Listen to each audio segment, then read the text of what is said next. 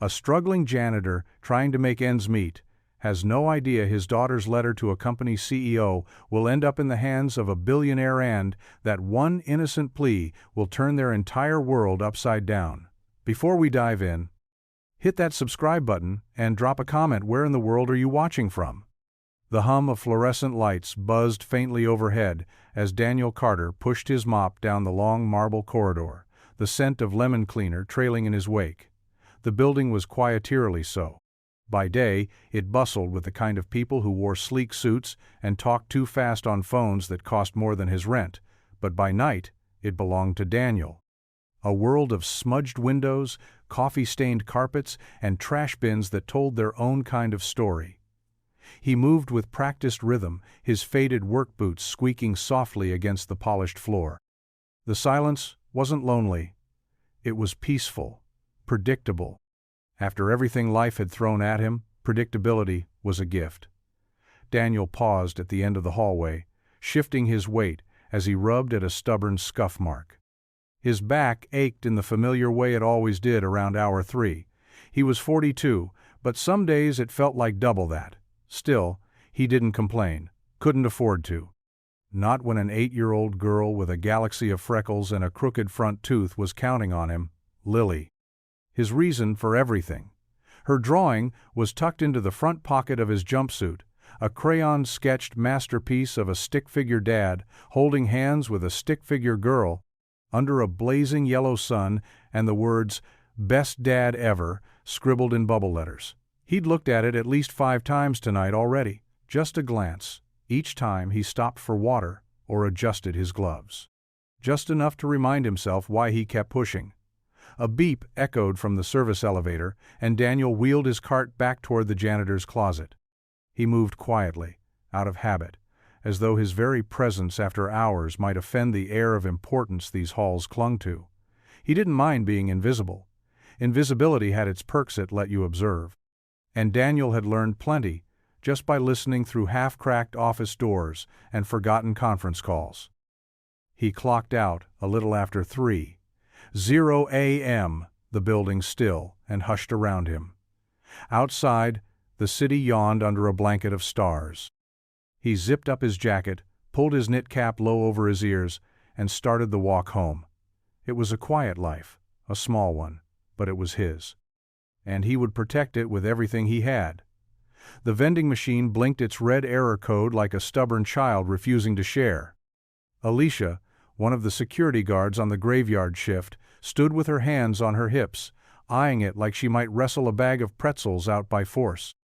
Daniel passed her on his way to the boiler room, mop bucket sloshing with each step, but the frustration on her face made him pause. "Stuck again?" he asked, already knowing the answer. Alicia turned with a half-laugh, half-groan. "Third night this week. I just wanted a granola bar, man. Something with peanuts. Is that too much to ask at 3 a.m? Daniel chuckled softly and set his mop aside. "Let me take a look." He knelt down, pried off the side panel with a pocket tool he always kept in his belt pouch, and peered into the tangle of dusty wires and whirring gears. A loose sensor again, same as before. This machine was overdue for replacement, but no one upstairs would notice. Or care. A few tweaks, a soft tap on the side, and the motor clicked to life. With a mechanical whir, the metal coil turned and dropped the granola bar with a satisfying thud. "Ta-da!" Daniel said. Standing up and brushing off his knees, Alicia clapped her hands like he'd just performed a magic trick. "You're a lifesaver. Seriously." He smiled, modest. "Just don't shake it next time. Might not be so forgiving." "Noted," she said, tearing the wrapper open. "You eat yet?" Daniel glanced at the clock and shook his head. "Didn't bring anything tonight." Alicia frowned. "I'd offer you something, but—" Daniel reached into his coat pocket, pulled out a sandwich wrapped in wax paper, and held it out. "Actually, take this. I made 2. Lily didn't eat hers from lunch." "You sure?" "Positive." He smiled again, that quiet kind of smile that didn't ask for thanks. She took it reluctantly, muttering something about owing him, and Daniel just nodded and picked up his mop. Another problem solved. another gesture that would be forgotten by morning. But he didn't do it for recognition. He did it because it was right. Because in a world that rarely noticed men like him, Daniel Carter still chose to be the kind of man his daughter would be proud of. The hum of the fluorescent light buzzed steadily overhead, casting a pale glow over the small janitor's break room. It was barely more than a converted supply closet, with a cracked linoleum floor, a dented mini fridge, and a coffee maker that coughed more than it brewed. But for Lily Carter, it was a second home. She sat cross-legged on one of the mismatched chairs, a purple backpack at her feet, her school workbook open and spread across the rickety table. Her tongue peeked out slightly as she scribbled answers in her loopy handwriting, occasionally pausing to erase with a soft sigh. The math problems tonight were giving her trouble, but she didn't want to interrupt. Her daddy was out in the halls, somewhere on the 15th floor, fixing a jammed soap dispenser. Lily glanced at the clock on the wall. 8:40, 2 p.m. She knew their schedule by heart. Dad would finish that floor by 9, then check in before heading to the basement level. He always checked in. She tugged her cardigan tighter around her shoulders and returned to her workbook. Her pencil tapped against the table as she whispered the word problem aloud. If a train leaves the station at, she paused. Why do these always have trains? The door creaked open and Daniel stepped in, wiping his hands on a rag. His eyes softened the moment he saw her. How's it going, Peanut? He asked, dropping into the chair across from her. Stuck on question 6, she said, sliding the book toward him. It's one of those weird train ones. Daniel leaned in, eyes scanning the page. Ah, classic. Okay, so picture this: 2 trains, racing each other. Lily giggled. Racing? Sure. Why not? Makes it more interesting. They worked through the problem together, Daniel's explanations filled with silly analogies and dramatic sound effects that made her giggle between calculations. When she finally got the answer, she raised her pencil like a tiny champion. Boom, she said proudly. Solved. He tousled her hair, the way he always did, and stood to grab them each a cup of cocoa from the machine by the wall. It wasn't much, just instant powder and hot water, but in that moment, with the math done and her dad nearby, Lily felt like the richest girl in the world. Routine had a rhythm. Homework by fluorescent light, cocoa in paper cups, and laughter tucked into the corners of a long work night. It wasn't perfect, but it was theirs. Lily sat at her desk in Miss Jennings' third-grade classroom, swinging her legs under her chair as the morning sun streamed through the tall windows. Her pencil hovered above her notebook, tongue tucked into the corner of her mouth, a sign that she was deep in thought. On the whiteboard, written in bright green marker, were the day's words. Persuasive writing. Change the world with your words. Miss Jennings paced slowly across the front of the room, her warm voice filled with excitement. Think about something you care about, something you wish was different. Now ask yourself, who has the power to change it? That's who you write to. Lily tapped her pencil against the desk, eyes narrowing thoughtfully.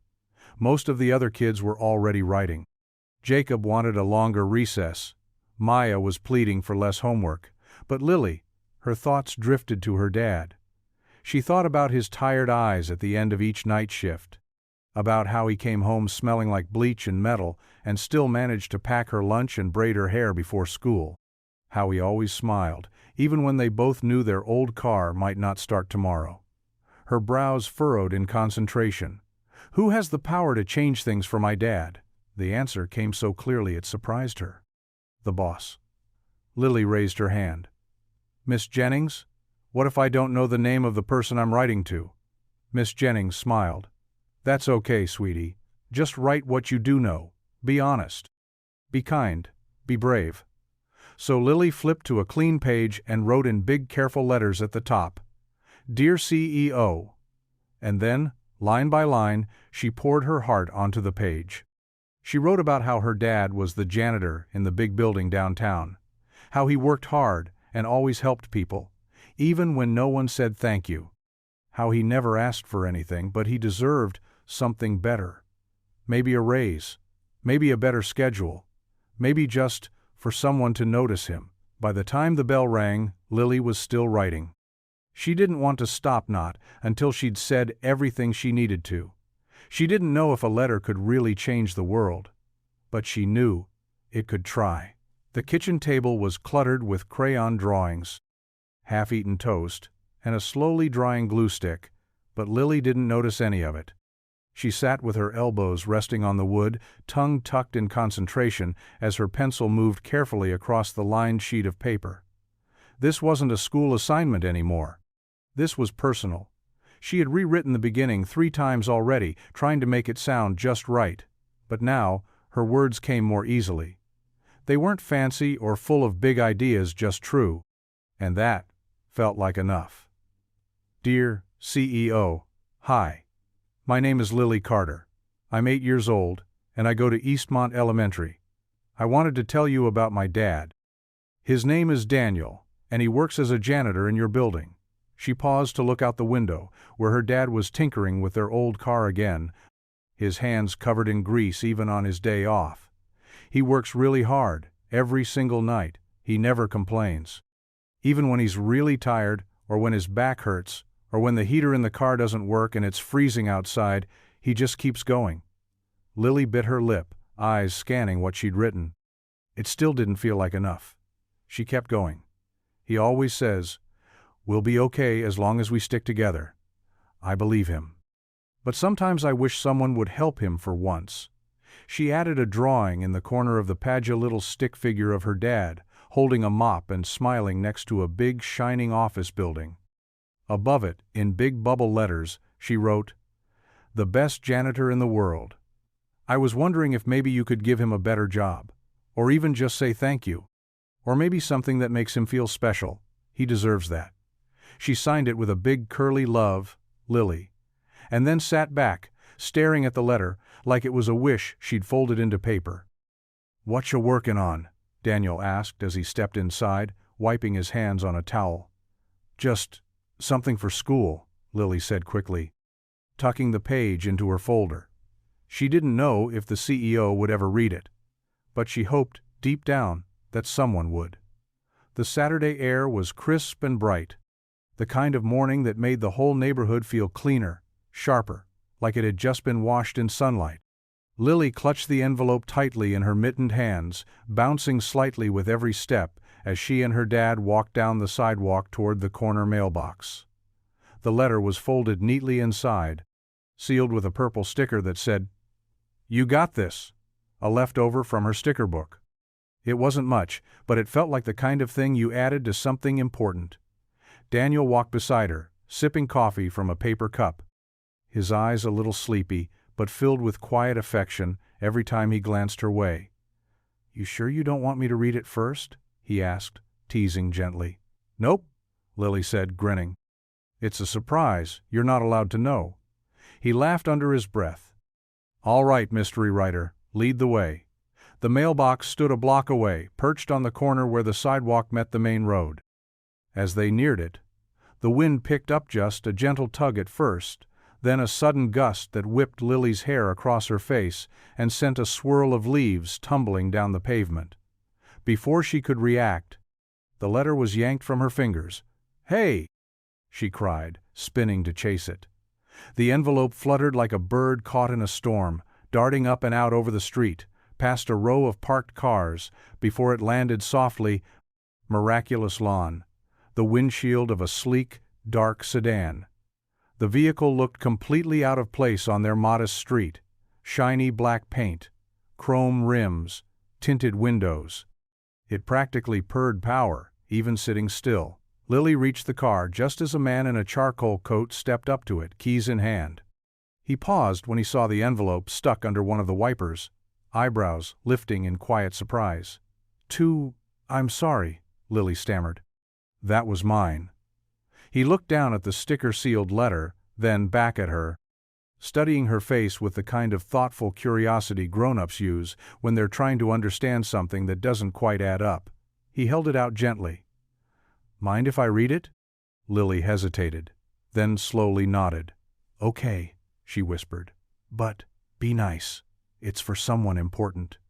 The man smiled, just barely. I can do that. He didn't know it yet, but he was holding more than a letter. He was holding the thread that would unravel everything. Julian Black didn't believe in signs. He believed in numbers, margins, and measurable impact. He believed in performance over potential, in decisions made after midnight when the world was quiet enough to think. At 39, he had clawed his way to the top of the corporate food chain acquisition, one brutal negotiation at a time. The building he'd just acquired was his latest play. Another piece of real estate turned asset, the kind of tower with glass walls and weak leadership that begged for restructuring. He wasn't sentimental about it. Buildings were buildings. People were data points. But this morning, something strange happened. He'd flown in early, unannounced, planning to walk the building himself before the inevitable boardroom pleasantries. The town was smaller than he liked, too quiet. But it didn't matter. This place would turn a profit, just like the last one.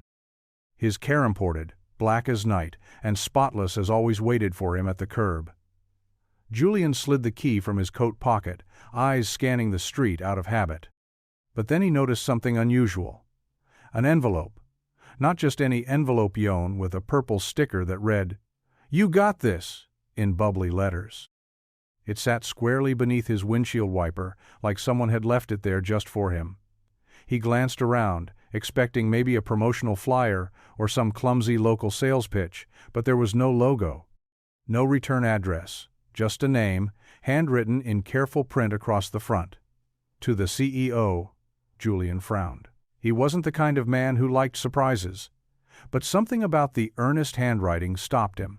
He peeled the envelope from the glass, broke the seal, and unfolded the letter. As he read, the hard line of his jaw softened. A few words in, he stopped walking. By the second paragraph, his brow furrowed. And by the time he reached the drawing, "The best janitor in the world," something deep in him shifted. It wasn't the grammar or the crayon art, it was the honesty. The kind of raw, unfiltered truth he hadn't seen in years. He slipped the letter back into the envelope with a strange care, like it was fragile, breakable. For the first time in a long time, Julian Black wasn't thinking about strategy. He was thinking about a man he'd never met, and the little girl who believed he deserved more. Julian Black didn't usually reread things. Reports, proposals, contractions was enough. Efficiency was sacred. But tonight, sitting alone in his penthouse overlooking the city skyline, the letter rested on the coffee table in front of him like it was waiting. The room around him was spotless. Every surface gleamed, every corner precise. But the letter stood out soft edges, creased folds, a smear of graphite where Lily had erased something and rewritten it more carefully. A child's letter, scrawled in hope, sealed with a purple sticker and a belief that someone important might listen. Julian leaned forward and picked it up again. "Dear CEO, hi. My name is Lily Carter." He read it slower this time, letting each line settle. He never complains. Even when his back hurts. He always says we'll be okay as long as we stick together. He deserves something better. There was no polish to the letter, no manipulation. Just a little girl who saw something extraordinary in someone the world had clearly overlooked. Julian wasn't used to sincerity without agenda. It disarmed him. He leaned back into the leather couch, eyes drifting toward the massive windows and the city lights that never blinked. He'd built his life on reading people, knowing what they wanted before they asked, figuring out what they feared before they even realized it themselves. But this letter didn't fit into any pattern. The man Lily described, Daniel Carter? He wasn't angling for anything. He hadn't written the letter. He probably didn't even know about it. And that made it harder to ignore. Julian set the paper down again, rubbing his temple like he could shake the question from his mind. Why did it matter? He had a meeting at 7, a building to restructure. A schedule that couldn't afford distractions. But somehow, a janitor and his daughter had cracked through the noise. He stood and crossed to the bar, pouring a glass of water he barely touched. The silence in the room felt louder than usual. Because, tonight, Julian Black, a man who didn't believe in signs, couldn't stop thinking about the one letter he wasn't supposed to find, and the quiet, hard-working man it was written for. Julian arrived at the building before sunrise the next morning, slipping through the side entrance with a brisk nod to the half-asleep security guard. He wasn't dressed like a billionaire today, no tailored suit or polished shoes, just jeans, a fitted coat, and a ball cap pulled low. It helped him move without drawing attention, which was exactly what he wanted. His schedule was cleared for the morning. No meetings, no emails. Just a name, Daniel Carter. He started in the building's operations office, a narrow room tucked behind the boiler corridor where the maintenance staff clocked in and out. A supervisor named Glenn sat behind the desk, sipping coffee from a chipped mug and watching building camera feeds flicker across a small monitor. Julian kept it simple. "Hey, I'm looking for someone who works here. Janitor. Daniel Carter." Glenn raised an eyebrow, clearly not recognizing Julian without the boardroom glow. "Carter? Yeah, he's one of the good ones." "What does that mean?" Julian asked, leaning on the desk. Glenn set down his mug. "Means he shows up early, stays late, doesn't complain. Fixes things most of the guys wouldn't bother with. Helps cover shifts when people call out. And I've never once heard him raise his voice." Julian nodded slowly. "Any write-ups? Incidents?" "Not a single one in 5 years." Glenn scratched at his beard. "Kind of guy who goes unnoticed because he never causes trouble. But if something breaks, he's already fixing it before anyone calls it in." Julian mulled over the words. Unnoticed, reliable, quiet. The kind of man people rely on, then forget to thank. "Does he ever talk about his personal life?" Julian asked. "Not much. We know he's got a little girl, Lily. Sometimes brings her along on night shifts. She's polite, real sharp kid." Glenn paused. "Why are you asking, if you don't mind me saying?" Julian considered brushing off the question. But something about Glenn's open honesty made him answer, just a little. "Just curious," he said. "He seems like someone worth knowing more about." As Julian walked away, one thought settled in his mind like dust on glass. Daniel Carter wasn't just doing his job. He was holding this entire building together, and no one had really seen it. Until now. The building took on a different life at night. The polished marble floors reflected the glow of dimmed security lights, and the towering glass windows turned into mirrors of the quiet within. It was a stark contrast to the daytime buzz, no ringing phones, no rushed footsteps, no deals being whispered in conference rooms. Just the low hum of air vents and the occasional creak of old pipes settling into silence. Julian moved quietly through the halls, his footsteps muffled by the thick carpet. He wore dark clothes, unassuming, blending into the shadows like he didn't belong, which, in a way, he didn't. Not tonight. Tonight wasn't about ownership or oversight. It was about observation. He rounded a corner near the 12th floor and stopped. There, at the far end of the hall, Daniel Carter moved with slow, practiced precision. A mop in hand, his shoulders slightly hunched from years of labor, his expression calm and focused. He wasn't just cleaning. He was caring for the space, scrubbing, straightening, even pausing to fix a crooked painting on the wall. Julian stayed hidden in the dim alcove, watching. It wasn't the kind of surveillance he was used to. No analytics, no spreadsheets. Just human moments, quiet and ordinary, yet oddly profound. Daniel didn't rush. He didn't complain. When he spotted a small leak near the water cooler, he didn't call it in. He simply pulled out a wrench from his belt pouch and tightened the valve himself. When the elevator doors opened with a squeak, he paused, adjusted the sensor panel, and closed them gently again. There was a grace to his work, a kind of reverence. Not for the job itself, but for the dignity of doing it well.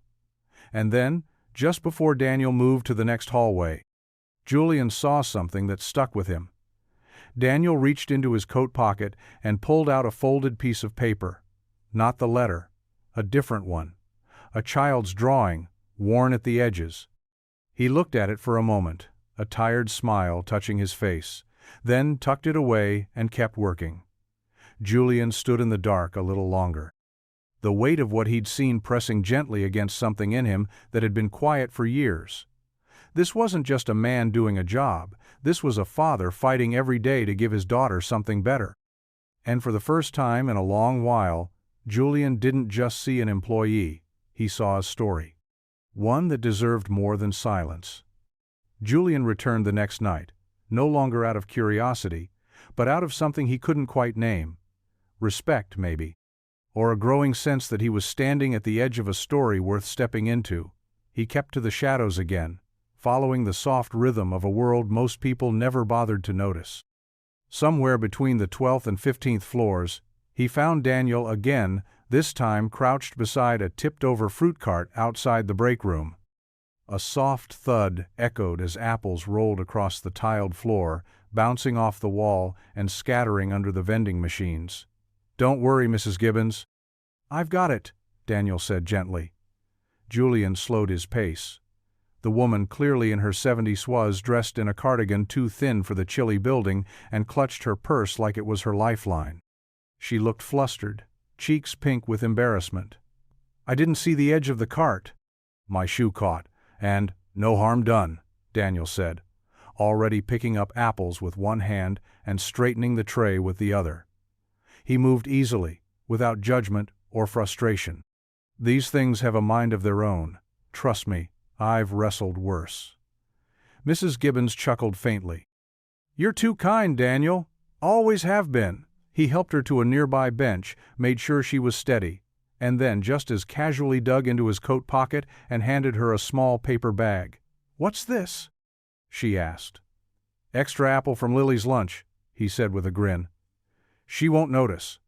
And I think you deserve a fresh one." Julian watched as the woman smiled, her entire face softening. No fanfare. No grand gestures. Just a man quietly doing what he always did, making things better. Later, as Daniel walked past the elevator bank, a warning chime echoed.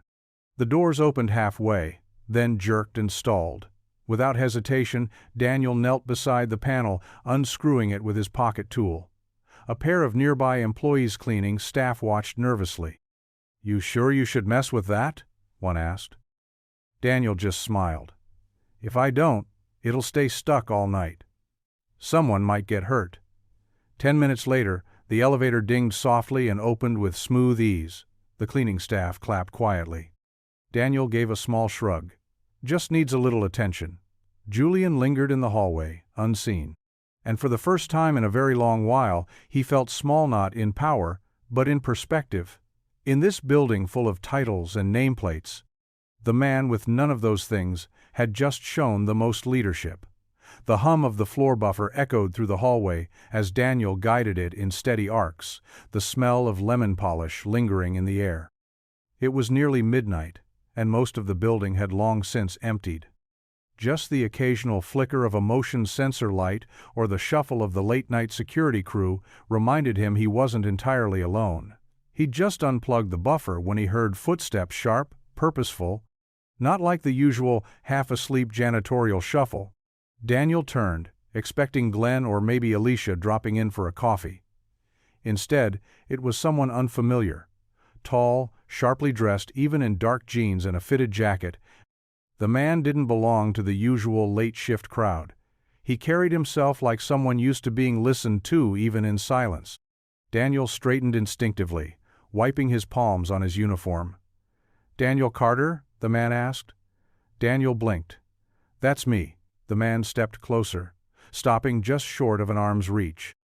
"Julian Black." Daniel paused. The name rang a bell, faint but distinct, an email he'd glimpsed on an executive memo. Blackstone Properties, the new owner. "Oh," Daniel said slowly. "Right. You're the boss." Julian didn't smile, but something in his expression softened. He reached into his coat pocket and pulled out a slightly worn envelope, the purple sticker still clinging to the corner. "She wrote this," Julian said. "Your daughter." Daniel's eyes locked on the letter. He didn't speak. For a moment, all the motion left him, like someone had hit pause. "I found it on my car," Julian added. "Didn't mean to read it, but I did. and I haven't stopped thinking about it since." Daniel finally exhaled, rubbing the back of his neck. She was supposed to mail it. I didn't know she actually." His voice trailed off, equal parts touched and mortified. "I hope she's not in trouble," he added quickly. "She's got a good heart, just sometimes she thinks too big." Julian's gaze didn't waver. Thinking big isn't a flaw, neither is being seen. Daniel looked away, the letter still clutched in Julian's hand. He wasn't used to being noticed. Not like this. "She wrote all that?" he asked, quieter now. "About me?" Julian nodded. "Every word." Daniel laughed softly, almost shyly. "Well, guess I've got a lot to live up to." And in that moment, under flickering office lights and the quiet buzz of the empty floor, two very different men stood facing each other, connected by the truth of a little girl's words, and neither of their lives would be the same again. The break room was quiet, lit by the soft flicker of a buzzing overhead light and the dull blue glow from the vending machine. It smelled faintly of stale coffee and lemon cleaner, nothing fancy, but it was warm, and for now it was enough. Daniel poured hot water from the kettle into two mismatched mugs, one bearing a faded cartoon bear, the other chipped on the rim. "Sorry," he said with a sheepish shrug. "No espresso bar down here, but the tea's decent. I think it's peppermint." Julian, still in his tailored coat, accepted the mug without hesitation. "I've had worse." They sat at the small table, near the microwave, knees almost bumping. The room, cramped and worn, seemed to fold in around them, making the silence feel more personal than awkward. Julian glanced at the letter, now folded neatly, and resting on the table between them. "She thinks the world of you, you know." Daniel gave a small, almost shy smile. "Lily's got a generous imagination." "I don't think so," Julian replied. "I've been asking around. People respect you. They rely on you." Daniel stirred his tea with a plastic spoon, watching the steam rise. "I just do the work. Most of the time, no one notices, which, to be honest, is kind of the point." Julian tilted his head slightly. "Why's that?" Daniel hesitated, then leaned back in his chair. "Because it's not about being noticed. It's about showing up, doing what needs to be done.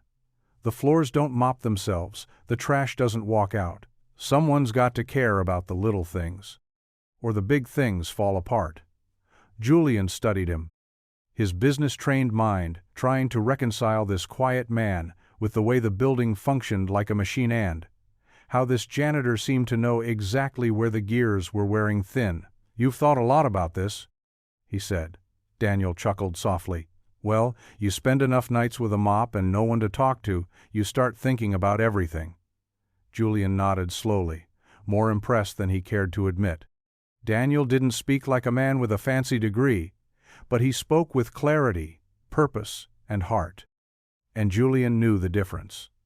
As they sipped tea in silence, Julian realized something unexpected. He'd come to meet a janitor, but he was sitting across from a man who understood people better than most executives he'd ever hired, and that intrigued him. The tea had long gone cold, but neither man had moved. The break room buzzed with silence, broken only by the faint hum of the vending machine cooling half-empty rows of snacks. Julian sat with his elbows on the table, fingers steepled, studying Daniel like a man trying to solve a puzzle that refused to fit its box. "You ever think about doing something else?" Julian asked suddenly. Daniel blinked. "Like, other than scrubbing floors?" Julian nodded. "Yeah, something bigger."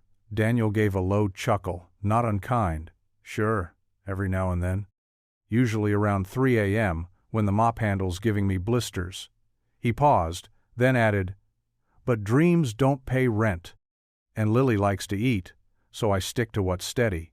Julian leaned forward, a spark in his eyes now. "What if I offered you something steady and different?" Daniel raised an eyebrow. "Different? How?" Julian reached into his coat and pulled out a small notepad, flipping to a page he'd scrawled on earlier. "This building, this company is broken in ways the top floor can't see. Processes that don't work. people who don't feel heard. Morale, that's on life support, and you want me to fix it? Daniel asked, skeptical. I want you to observe, give feedback, be honest, talk to people, see what's broken. I don't want a sanitized report. I want the truth from someone who lives in the gears of this place. Julian's tone was calm, deliberate. Call it a trial run, consultant for internal culture and operations. Temporary. You'll keep your pay, maybe a little more. No title, no pressure, just your perspective. Daniel stared at him. I'm not trained for that. Julian shrugged. You're already doing it. I just want to make it official. Daniel leaned back, unsure whether to laugh or feel insulted. You're asking a janitor to fix a company from the bottom up? I'm asking a man who sees everything and says nothing to finally speak, Julian said. The room held still for a moment. Daniel looked down at his calloused hands, then toward the letter still folded on the table between them. Lily's words echoed in his mind. He works really hard and never complains. He swallowed. You really think this'll help? Julian nodded. Only if you say yes. Daniel took a breath, slow and measured. Well, guess I'd better sleep on it. But even as he said it, something deep inside him stirred a flicker of something he hadn't felt in a long time. Possibility. The next evening, the building felt colder somehow. Not just from the chill in the air, but from the weight of a decision still lingering in Daniel's chest like a stone that wouldn't settle. He moved through his routine on autopilot, collecting trash bags, wiping down counters, buffing floors with practiced precision. The kind of rhythm that came from years of repetition, from knowing that if you kept your head down and did the work, the world would mostly leave you alone. But tonight, the silence didn't comfort him. It pressed in. Julian's offer had followed him home, riding quietly in the back seat as Lily talked about her science project and sang along with the radio. It had sat across the dinner table while they ate mac and cheese and watched cartoons. And it had stared at him as he lay in bed staring at the ceiling, wondering what it would feel like to say yes. But this morning, as he tied Lily's shoes and packed her lunch, he made up his mind. No. Not because he didn't want more. Not because he didn't wonder sometimes late at night what it would feel like to wear something other than a uniform with his name stitched in red thread. But because people like him didn't take risks. Not when a child depended on him. Not when rent came due and tires went bald and every week carried just enough hope to survive the next. So when Julian found him again, this time in the utility closet on the 14th floor, Daniel was ready. I thought about it, he said before Julian could even speak. Julian studied him quietly. And? Daniel shook his head. I appreciate the offer. I really do, but I've got a good thing going. The hours work. The benefits keep Lily in checkups, and I don't need to mess with what's already stable. You'd be helping people, Julian said. I help people now, Daniel replied, not unkindly. I just do it without a business card. Julian's jaw tensed, but he nodded. I understand.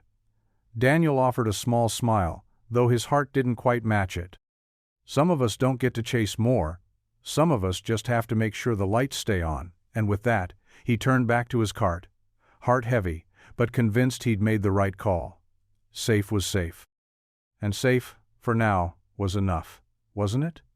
The kitchen smelled faintly of toast and overripe bananas as the morning sun slipped in through the thin curtains. Lily sat at the table in her polka-dot pajamas, swinging her legs beneath the chair, spooning cereal into her mouth with half her attention.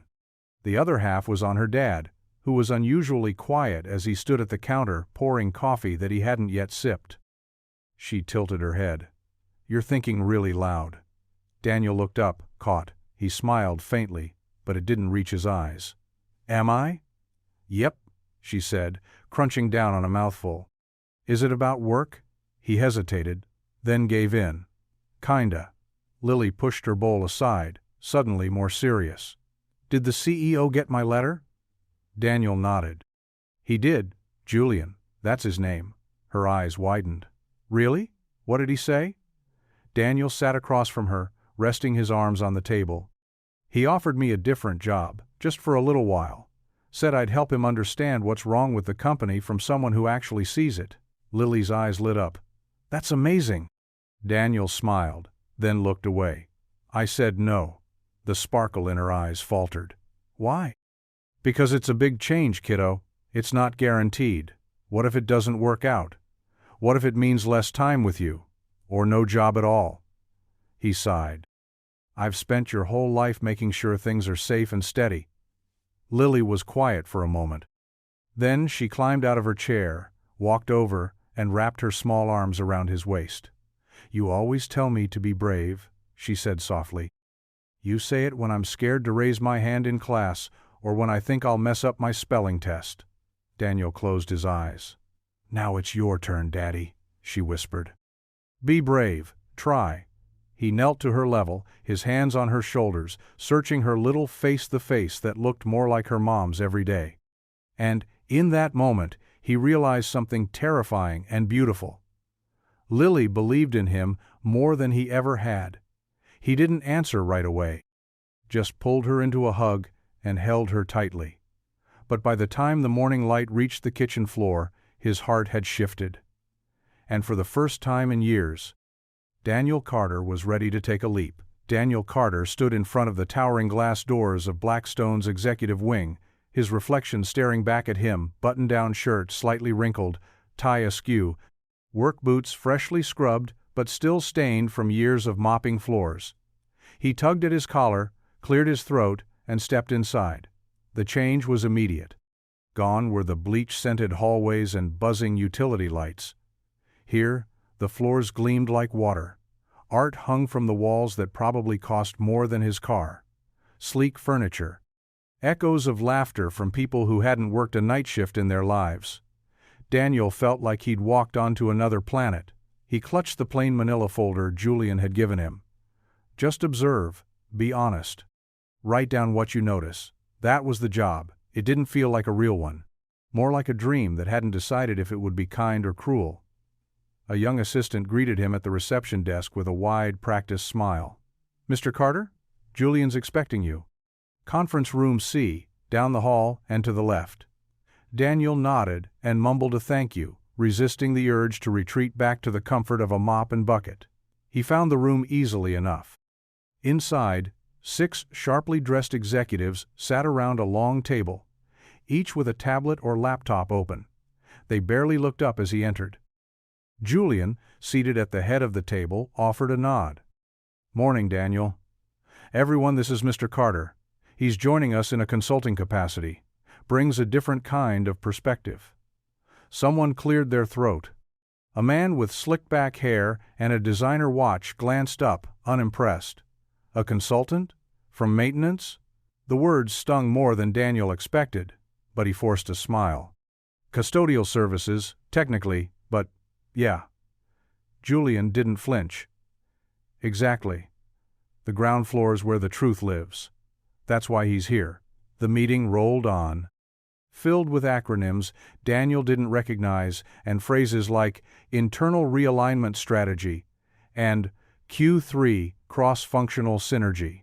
He scribbled notes he barely understood and watched how people talked fast, defensive, always selling. By the end of the hour, his head ached, but as he stepped out into the hallway, he paused and glanced down at one small line he'd jotted in the margin of his notepad. No one's listening. Everyone's performing. It wasn't much, but it was a start, and for Daniel Carter, it was the first brick in something entirely new. Daniel sat in the corner of the conference room again the next morning. Same seat, same coffee he didn't really like, same awkward tie he was starting to resent.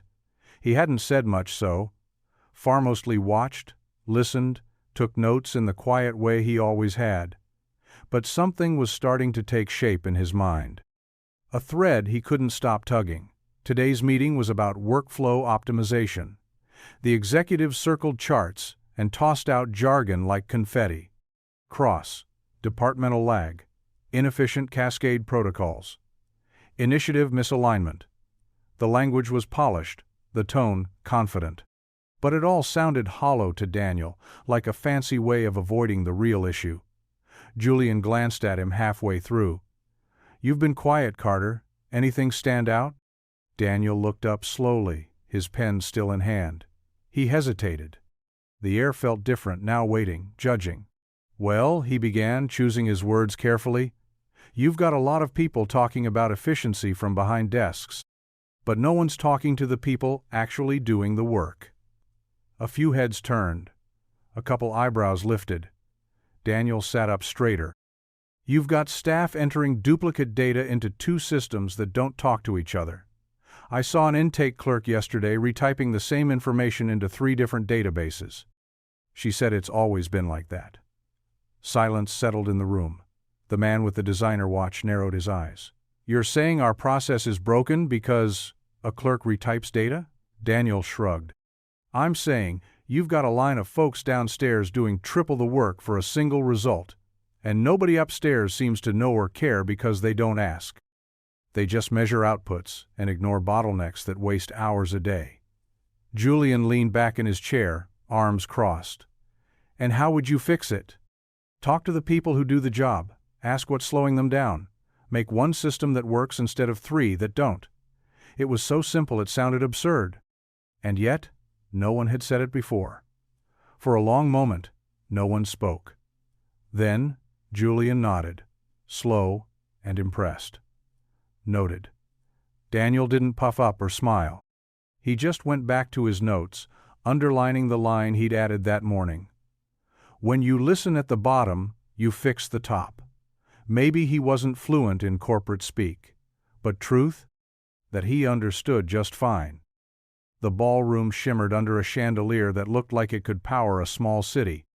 Laughter floated over the clink of wine glasses, and servers in starched uniforms glided between clusters of guests, offering hors d'oeuvres on silver trays.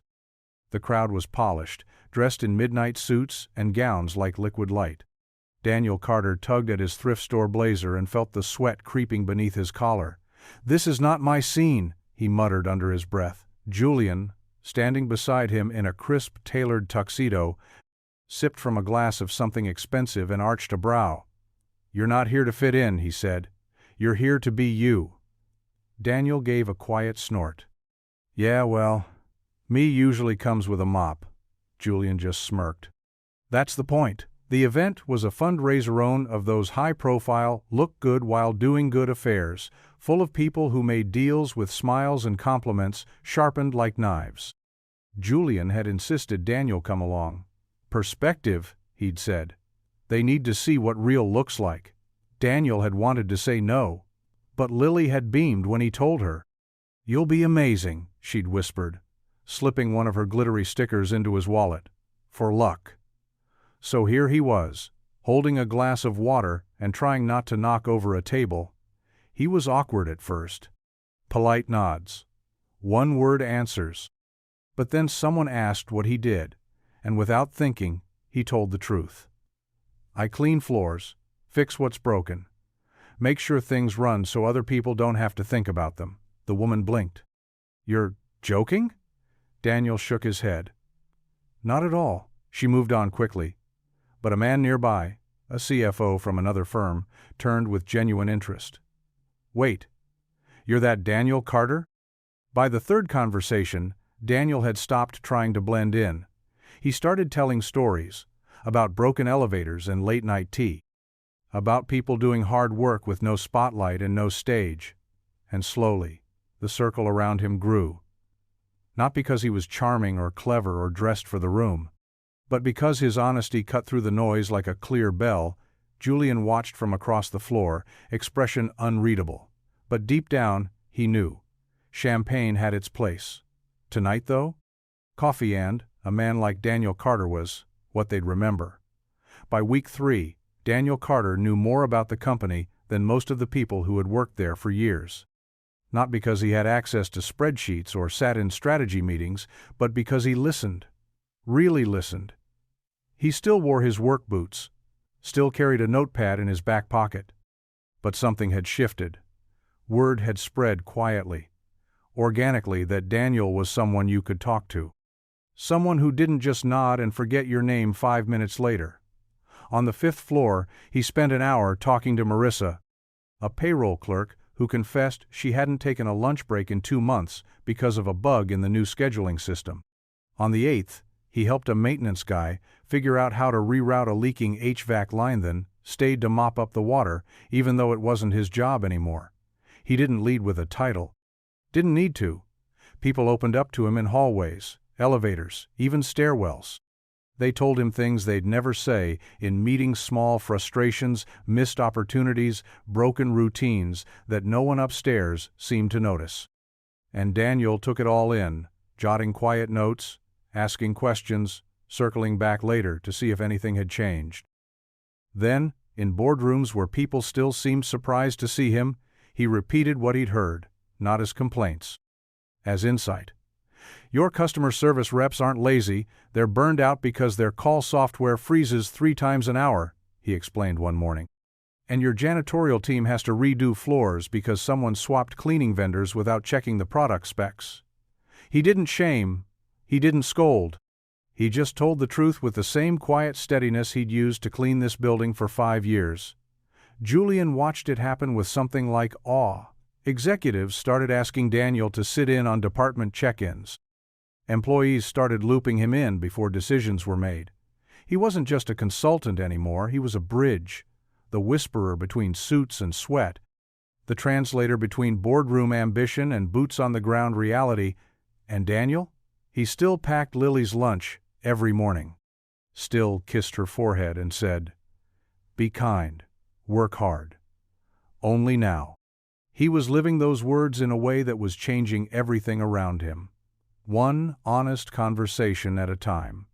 The living room smelled of vanilla cake and apple juice, a happy kind of chaos swirling around streamers, balloons, and the sound of 8-year-olds giggling over party hats and paper crowns.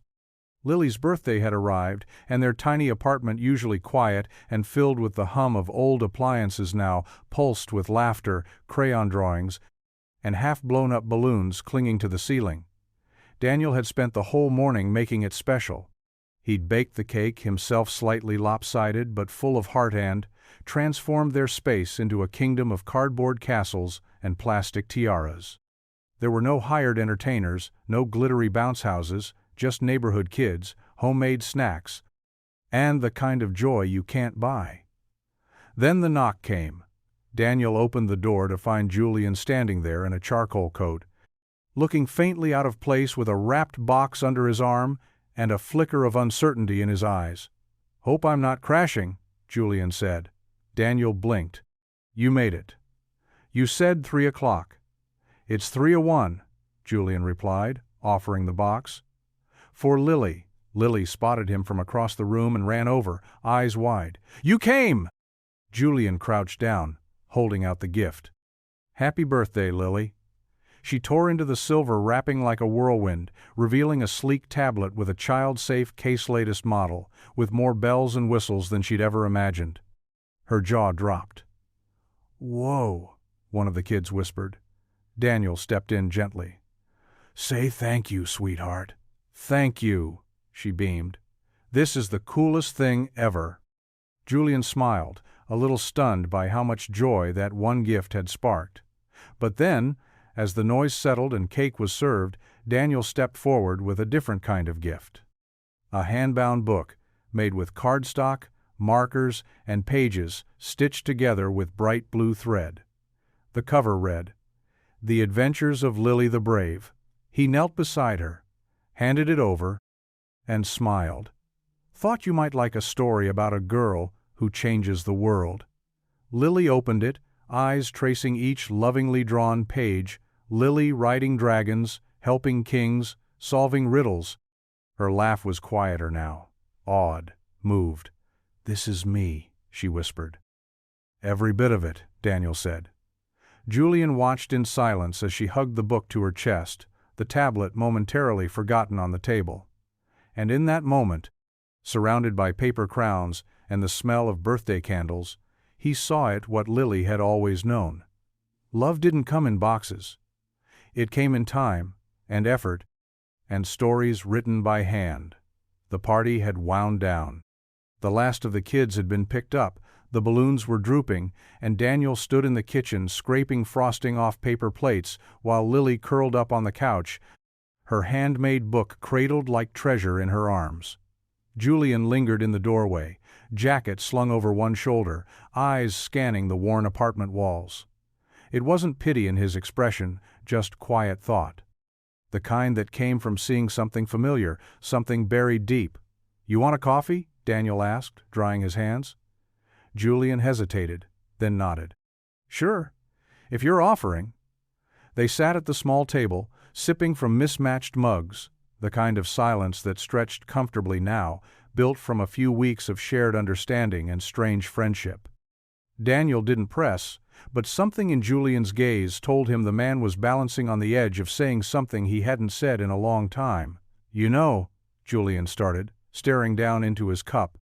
"This place, the noise, the paper streamers, the handmade everything. It reminded me of my 7th birthday." Daniel looked up. "Yeah?" Julian nodded slowly. "My foster mom, Linda. She didn't have much, but she made spaghetti and cut up old magazines to make a happy birthday sign, taped it to the wall with bandages because we didn't have any Scotch tape." He chuckled softly. "I thought it was the coolest thing I'd ever seen." Daniel smiled. "Sounds like someone who really cared." "She did. One of the few who did." Julian swirled the coffee in his mug. "I bounced around a lot. 17 homes, between the ages of 4 and 18. I learned early that no one was going to hand me anything, so I built my life like a fortress. Cold, clean, safe." He glanced toward Lily, still asleep, her fingers curled around the corner of her book. "But that letter? That girl? It cracked something open." Daniel didn't speak. He just listened, letting the words land where they needed to. "I think that's why I couldn't stop thinking about you," Julian admitted. "Not because of her letter, but because I know what it means to be invisible, to work twice as hard just to stand in the same room." Daniel looked at him then, really looked. Not at the tailored clothes or expensive watch, but at the boy behind the man. "You built something real, Julian," he said quietly. Julian shook his head. "Not yet, but maybe I'm starting to." And for the first time in a very long while, the man who had everything realized he still had something left to build. Something that mattered more than any skyscraper or bottom line. Something human. The headline broke just before dawn. Blackstone CEO linked to layoffs. Ignored worker warnings. By the time Julian stepped into the office, his phone was buzzing nonstop, emails stacking like dominoes, and the PR team was already in a panic. The article wasn't entirely accurate, but the optics were bad. It painted Julian as the out-of-touch billionaire who sipped espresso while hundreds of jobs dangled over a cliff. He stormed into the glass-walled boardroom, jaw tight, sleeves rolled, tension radiating off him like heat. The execs were already seated, rapid-firing spin ideas. "We release a statement saying it's a restructuring plan. Blame it on outdated systems. Emphasize growth potential. People love buzzwords." Julian didn't say anything at first. He just stood, arms crossed, eyes distant. Then, almost like instinct, he turned and walked out, downstairs, past the polished floors, the chatter, the frantic calls until he found Daniel on the mezzanine, refilling the water cooler for the 3rd time that day. Julian stopped, hands on his hips. "They want me to spin it." Daniel looked up, brow furrowed. "You mean lie with style?" Julian smirked, despite himself. "Something like that." "What actually happened?" Daniel asked, wiping his hands with a rag. Julian exhaled. "We flagged inefficiencies. We planned cuts, temporary ones. We were going to retrain and rehire, but someone leaked it half-baked, and now it looks like I don't care." Daniel was quiet for a moment. Then he said, "You want to fix this?" Julian nodded. "Of course." "Then stop hiding." Julian blinked. "What do you mean? Tell the truth. Get in front of it. Own the mistake, not the PR spin. Say you should have communicated better. Say you're not proud of how it looks.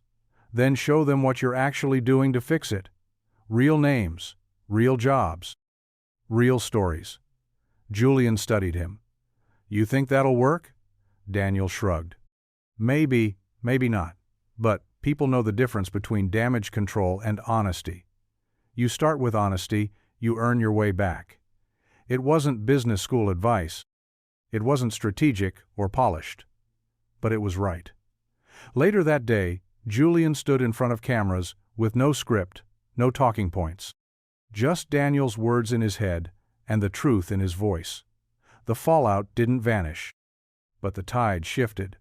Not because Julian said what people wanted to hear, but because he said what was real. The offer came quietly, over black coffee in Julian's office. No fanfare, no audience, just two men sitting across from each other, the skyline burning orange behind them as the sun dipped low. "I want to make it official," Julian said, sliding a crisp folder across the desk. "You've done more for this company in a few months than most of my VPs have in years." Daniel stared at the folder. His name was printed neatly on the label, Daniel Carter, Director of Culture and Operations Integration. "That's a lot of words," Daniel muttered, half smiling. "It's a lot of trust," Julian said. "You'd have a real seat at the table, budget access, authority to fix what's broken, not just observe it, full salary, benefits, the works." Daniel ran a hand through his hair. "That's not a job you give to a guy who still wears steel-toe boots to meetings." Julian leaned forward. "That's exactly who you give it to." The news spread fast. By the time Daniel stepped into the break room the next day just to say hi, just to grab a soda, he could feel the shift in the air. Glenn barely made eye contact. Alicia gave him a tight smile that didn't reach her eyes. "So," she said, arms crossed, "they give you a desk now?" Daniel blinked. "I'm still me, Alicia." "Sure," she said. "Just me with a corner office." He looked around at the people he'd worked beside for years. People who'd shared midnight shifts and vending machine dinners. People who'd trusted him. And now, they looked at him like he was someone else. "I didn't ask for this," he said quietly. "But you took it," Glenn replied from behind a mop bucket. "Can't blame you. Just don't forget where you came from." Daniel didn't answer. Because deep down, he knew they were right to be wary. Change came with shadows. And even the best intentions could cast them. That night Daniel sat at his kitchen table, Lily coloring beside him, the unopened promotion folder resting between them like a question that hadn't been fully answered. "Are you happy?" she asked, without looking up. He stared at the folder, then at her. "I don't know yet," he said honestly. Because building something new was never easy, especially when you had to do it without losing who you used to be. The email hit like a punch to the gut. It arrived just after noon, marked Confidential Internal Review. Daniel read the subject line twice before opening it, his stomach tightening with each click. Inside was a formal notice from HR. An anonymous complaint had been filed against him. The accusation? Misrepresentation of credentials. Specifically, that he had falsified his background to land his consulting role and, now, his pending executive promotion. He sat frozen at his desk, the screen's cold glow reflecting off the polished nameplate that still felt strange to see. Daniel Carter, Consultant, Office of Culture and Integration. His fingers hovered over the keyboard, unsure what to say, unsure if there was even a way to respond. Falsified credentials? He hadn't claimed anything, hadn't submitted a resume. Julian had pulled him out of the maintenance wing because of a letter written in crayon and the honesty of his own words. There were no degrees, no business certificates, just experience, just trust. And now that trust was under fire. By mid-afternoon, whispers were floating through the upper floors. Polite nods from colleagues had become curious glances, eyes lingering too long. A few execs passed him in the hallway with tight smiles and clipped greetings. He heard the word unqualified tossed casually by someone who didn't realize he was within earshot. In the janitor's loungeance, his haven things were no better. "Guess we should all write letters now," someone muttered. Daniel didn't respond. He couldn't. Because the truth was, this wasn't just about him. It was about Lily. about everything he'd built since the day he buried her mother and promised he'd raise their daughter with dignity, no matter the cost. Now that promise felt like it was slipping through his fingers. Julian was out of town, unreachable, and Daniel sat alone in the middle of his borrowed office, blinds half drawn, hands folded tightly in his lap. He hadn't lied. He hadn't cheated. He'd simply been showed up, worked hard, spoke truth. But now, the world of suits and titles was demanding something else. Proof. Paper. Pedigree. And Daniel Carter, who had nothing but integrity and a father's love, suddenly had everything to lose. The auditorium was packed. Employees from every floor, every department, filled the rows pressed shoulder to shoulder under soft, dimmed lighting. Word had spread fast. There'd be a company-wide town hall. Julian Black would speak. Rumors swirled like smoke about cuts, changes, scandal about Daniel Carter. Daniel stood off stage, just behind the curtain, his heart thudding in his chest like a warning drum. He hadn't wanted to come, but Julian had called him that morning, voice low, steady. Be there. Just trust me. He wasn't sure if he had trust left to give. On stage, Julian stepped up to the mic in a simple black sweater-no suit today. No power tie. He looked out at the room and waited. The murmurs died. Silence settled. I want to address the rumors, he began, voice even. And I want to do it plainly. A hush fell across the room like a breath held. Yes, a complaint was filed against Daniel Carter, alleging that he misrepresented himself to gain a position within this company. Julian paused, gaze sharp. Let me be clear. He didn't. He reached into his pocket, unfolding a sheet of paper with deliberate care. This, he said, holding it up, is the only resume Daniel Carter ever gave me. It's a letter, written in pencil, on wide-ruled paper, by his daughter. A ripple ran through the room. Julian began to read. Dear CEO, hi. My name is Lily Carter. I wanted to tell you about my dad. His voice didn't waver as he spoke each word. He read the whole letter, every line of simple, aching honesty. The part about the broken heater. The part about he never complains. The part about he deserves something better. When he finished, Julian folded the letter carefully and returned it to his pocket. This company has survived on polish and pretense. Daniel Carter reminded us what it means to lead with substance. With heart. He looked out across the crowd. So, if anyone's still wondering whether he belongs here, I'd ask you to look at what's improved in the last 3 months. And ask yourselves how that happened. A silence followed, not empty but full. Then, slowly, applause began. A single clap, then another. And then the room rose, wave after wave of people standing, clapping, until the sound filled every corner of the building. Behind the curtain, Daniel stood frozen, tears burning the backs of his eyes. Not because he needed saving, but because someone had finally seen the truth and spoken it out loud. And that made all the difference. The elevator ride to the 20th floor felt longer than usual. Daniel stood alone, hands in his coat pockets, staring at the illuminated numbers as they ticked upward. He hadn't asked Julian for names, didn't need to. The whisper trails in the building were easy enough to follow if you knew how to listen. And Daniel Carter had always listened. When the doors slid open, he stepped into the executive suite. Sleek, cold, designed for power plays and closed-door decisions.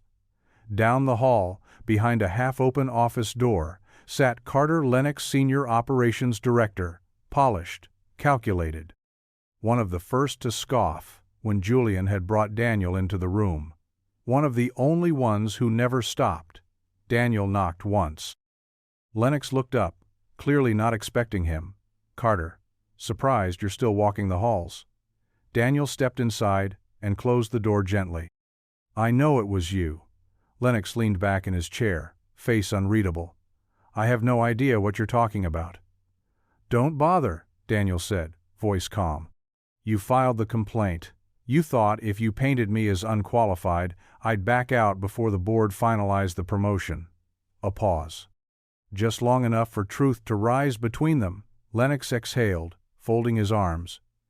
You're a janitor, Carter. You don't belong in strategy meetings. You don't have the education, the pedigree. You walk in here with your soft-spoken charm and your mop-handle philosophy, and people eat it up like gospel. Daniel didn't flinch. You're not threatened by what I know. You're threatened by what I see. That people matter. That listening works. That leadership isn't just degrees and buzzword sits trust. Lennox's eyes narrowed. You think you're better than me? Daniel shook his head. No, I think I'm different, and that's what scares you. The room was thick with tension, but Daniel didn't raise his voice. He didn't need to. You could have come to me, he said quietly, but you tried to tear me down instead. He turned to leave, then paused. Here's the thing, Lennox. I built trust by telling the truth. You tried to build power by hiding it. We'll see which lasts longer. And with that, he walked out, leaving Lennox alone in his glass officer, surrounded by reflections, but no real connection.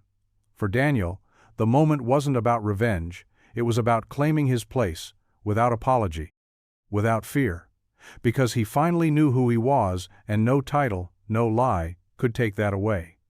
The call came, just after midnight. Daniel jolted awake to the sound of coughing down the hall, raw and relentless. He was on his feet before his eyes had fully opened, rushing into Lily's room. She lay curled beneath her blankets, her forehead damp with sweat, her breath shallow and quick. Her cheeks were flushed red, her tiny hands clutching the edges of her bedsheet. "Dad," she croaked, voice paper, thin. "My tummy hurts." Daniel crouched beside her bed, brushing her hair gently back. "I've got you, sweetheart. I'm right here." By morning, she was burning with fever, too weak to sit up. The pediatrician's office squeezed them in first thing. A virus, they said. A rough one. It would pass, but not quickly, and not without rest, fluids, and constant care. Daniel canceled everything. Meetings, calls, even an invite to sit in on a major company presentation with Julian. He sent one short message. "Lily's sick. I won't be in. I'll keep you posted." No explanation, no apology. He didn't need to give one. He made a bed on the couch beside her. Measured out medicine. Refilled her water every hour. Read The Adventures of Lily the Brave in soft whispers while she drifted in and out of sleep. For 3 straight days he barely slept, barely ate, barely left her side. News of his absence filtered through the building. Some wondered if he'd stepped back under pressure. Others speculated quietly, was he overwhelmed? Was it all too much? But Julian knew the truth. He didn't call, didn't text. Just sent a single care package. Lily's favorite cookies, a soft blanket, and a note in Julian's neat handwriting. A good company survives on leadership. A great one makes space for fathers to be fathers. We've got things handled, be where it matters. Daniel read the note twice, eyes blurring. He folded it carefully and tucked it beside the book Lily clutched in her sleep. Because in the end, titles could wait. Meetings could wait. The world could spin on without him for a few days. But Lily? She only had one dad. And no matter how far he climbed, Daniel Carter knew one thing above all else. He was a father first. Always. The building was still when Daniel arrived, just after midnight, just like it used to be. The echo of his footsteps down the long, polished hallway felt like a memory made real. He wasn't in a suit. No clipboard, no nameplate. Just an old work shirt with faded lettering and his sturdy steel-toe boots, worn in all the right places. He made his way down to the basement level, the hum of the vending machines and the faint scent of industrial cleaner greeting him like old friends. The janitor's closet door creaked the same way it always had. Inside, the shelves were still cluttered, the mop bucket still stubborn, the small radio on the shelf still tuned to the same easy listening station. Daniel smiled. He pulled on a pair of gloves and filled the bucket. No ceremony, no spotlight. Just muscle memory and the quiet rhythm of doing a job that mattered more than most people ever noticed. One floor at a time, he moved through the building, wiped down the elevators, scrubbed the lobby tile until it gleamed, Took his time with the break room. He remembered who used to nap on that couch during their 15-minute breaks. He left a fresh pack of coffee beside the old machine, just like he used to when someone had a rough week. He didn't tell anyone he was coming. He didn't need to. At around 3 a.m., Alicia found him in the stairwell, hands red from the cold bucket water. "You lost?" she asked, a hint of a grin playing at her lips. Daniel looked up. "Just passing through." She crossed her arms. "You know you don't have to do this anymore." "I know," he said. "That's why I'm doing it." They stood in silence for a moment, the weight of shared years between them. Then she nodded, and that was enough. Later, he left a note on the janitor's bulletin board. "No job is too small, no role too low. Thank you for building this place from the ground, up quietly, faithfully. You are seen. D.C. Before sunrise." Daniel slipped out the side entrance boots, muddy, hands sore, heart full. Because sometimes, to move forward, you had to touch the ground that first held you. And Daniel Carter never wanted to forget where he came from. The announcement came on a rainy Tuesday morning quietly, without grandeur, but with a weight that rippled through the entire company like a breath finally released. In a glass-walled conference room on the top floor, Julian stood at the head of the table, sleeves rolled up, his voice calm but steady. Around him sat executives, HR leads, department heads, some skeptical, some curious, a few already nodding before he spoke. "We've spent a lot of time talking about what kind of company we want to be," he began. "Productive, profitable, respected, but none of that means anything if we don't start with people." He turned to the side, gesturing toward the man seated next to him. Jeans, plain shirt, no pretense. "Daniel Carter has reminded us of that." A few heads turned, whispers passed like wind through leaves. Daniel shifted in his seat, uncomfortable with the attention but grounded in it all the same. "He didn't apply for this role," Julian continued. "He didn't ask for it. But over the past few months, he's done more to unite our teams, fix what's broken, and rebuild trust than any restructure ever could." Julian paused, then looked Daniel in the eye. "Today, I'm naming him Director of Culture and Pio Plano because of his credentials, but because of his character. Because in a company that forgot how to listen, he reminded us how. There was a silence that followed, not the awkward kind, but the kind that meant something. Then came the applause. Not thunderous, but genuine. Earned." Daniel stood slowly, hands slightly shaking, heart thudding in his chest. He looked out at the room and cleared his throat. "I don't have a business degree," he said simply. "I don't know all the lingo, but I know people. I know what it feels like to not be seen. And I know that a title doesn't mean much if you forget who you were before you had it." He let the words settle, then nodded. "Let's build something that makes people proud to work here. Not just proud to say they work here." Julian smiled, the kind of smile that comes when the right choice confirms itself. And just like that, a janitor became a cornerstone, not with polish, but with purpose. And the company began to change for good. The stage lights were warm and sharp, casting long shadows across the gleaming auditorium. Hundreds of attendees filled the rouse, investors, CEOs, analysts, media, all waiting, all expecting strategy, innovation, maybe a new merger announcement. Instead, Julian Black stood alone at the podium, no slides behind him, no charts or bullet points. Just a single folded letter in his hand. He'd spoken at dozens of conferences over the years, usually with polish, precision, and a well-rehearsed plan. But today, he wasn't here to impress. He was here to tell the truth. "I used to think leadership was about control," he began, voice calm, even. "Structure, planning, efficiency. I built my empire on margins and metrics, thinking, if I could measure it, I could manage it." A few nods, silent agreement. This was what they expected. Then he paused. "But a few months ago, something happened that I couldn't measure." He held up the letter. "This was found under my windshield on a cold Saturday morning. It's not from an executive or a consultant. It's from an 8-year-old girl. Her name is Lily Carter. The room stilled. She wrote to the CEO of a company, my company, not to ask for money or attention or favors. She asked for kindness, for dignity, for someone to notice her father, Daniel Carter, who worked as a janitor in one of our buildings. Julian unfolded the page with care and began to read it aloud.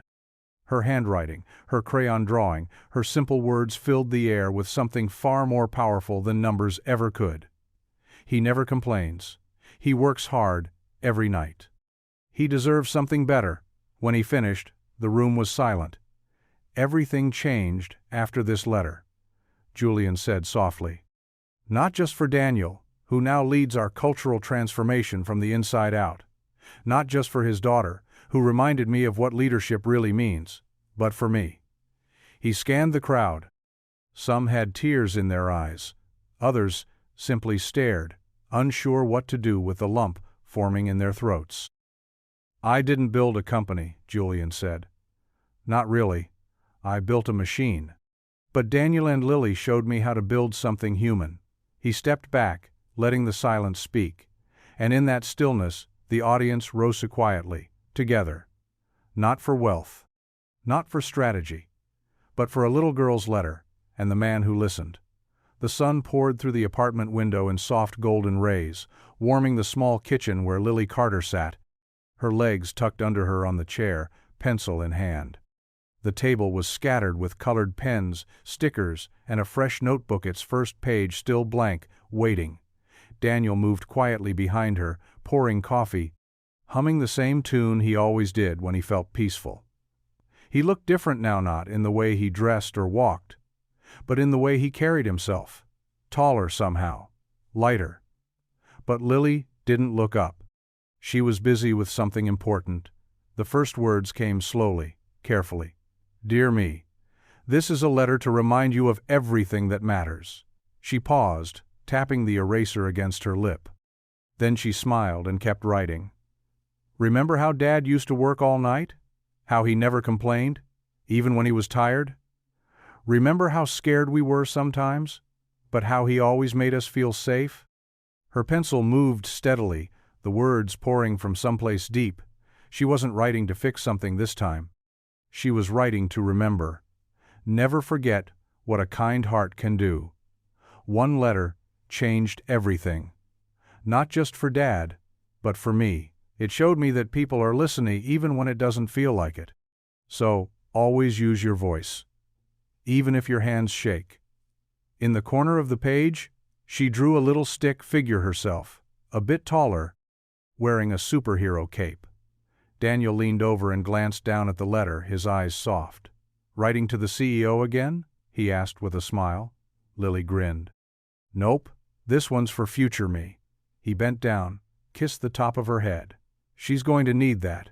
And she'll be proud. Lily kept writing. Kindness matters, bravery matters. And sometimes, when the world feels too big, remember a little girl once wrote a letter that made it smaller, better, softer. She paused at the end, then underlined her final words in bold, purple ink. Never forget what a kind heart can do. And somewhere deep in the stillness of that quiet morning, the world felt full of possibilities again.